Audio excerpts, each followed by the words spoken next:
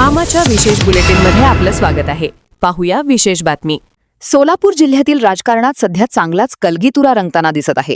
भाजप नेते रवींद्र चव्हाण आणि पालकमंत्री जयकुमार गोरे यांच्या प्रमुख उपस्थितीत महायुतीच्या घटक पक्षांची महत्त्वपूर्ण बैठक पार पडली.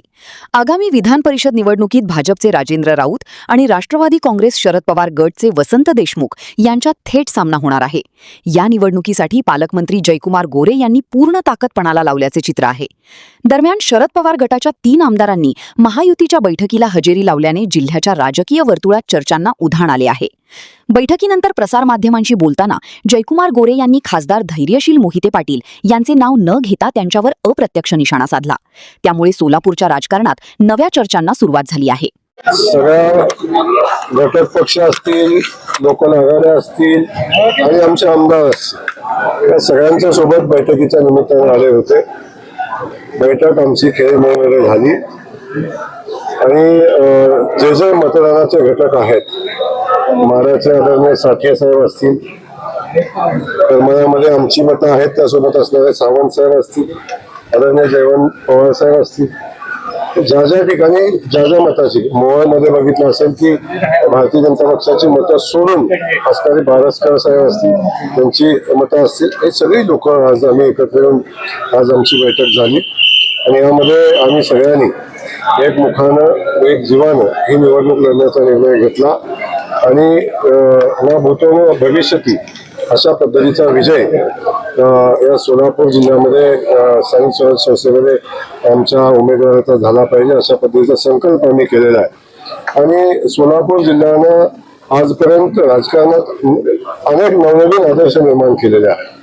आज आपण पाहिलं असेल, पक्ष पार्टीच्या पलीकडे जाऊन एक वैचारिक पातळी असणारा हा जिल्हा, वैचारिक पातळी असणारे नेतृत्व आपण सगळ्यांनी बघितली. म्हणून वेगवेगळ्या विचाराचे असलेले नेते सुद्धा सोलापूर जिल्ह्याच्या विकासाचा आणि सोलापूर जिल्ह्याच्या सन्मानाचा विषय म्हणून एकत्र आले. तर सगळ्यांचं मी मनापासून या ठिकाणी स्वागत करतो. सगळ्यांना धन्यवाद देतो की त्यांनी राजाभाऊंच्या उमेदवारीला पाठिंबा दिलेला आहे. हो, आपण मंडळापैकी 2 दिवसात तुम्हाला किती मतं मिळतात ते नक्की सांगतो, पण आज आपला काय दावा आहे?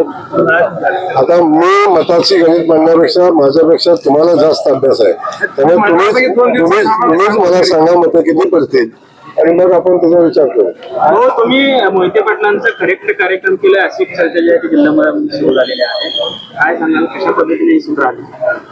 कार्यक्रम मी कुणाचा केलेला नाही. कार्यक्रम कुणाचा स्वतः करून घेतलेला आहे. मी कशाला कुणाचा कार्यक्रम करू? पण मी कुणाचाही कार्यक्रम करायला इथं आलेलो नाही. मी तुम्हाला पहिल्या दिवशी सांगितलं की मला माझ्या नेतृत्वानं जे काम दिलेलं आहे, जो उद्दिष्ट माझ्यासमोर ठेवलेला आहे, त्या उद्दिष्टपूर्तीच्या दिशेने आमची वाटचाल चालू आहे.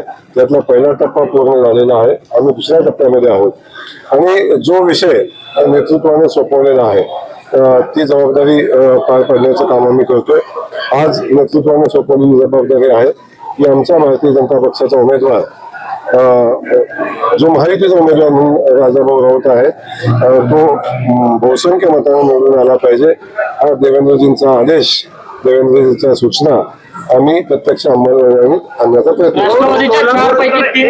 फक्त बैठकीला नव्हता, तो देखील स्वतःला शिवसैनिक म्हणून तो देखील पुढच्या सोबत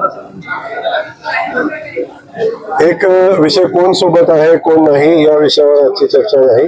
आज राजाभाऊ राऊत यांच्या उमेदवारी सोबत आम्ही सगळेजण आहोत, हा विषय आजच्या दृष्टीने महत्वाचा आहे.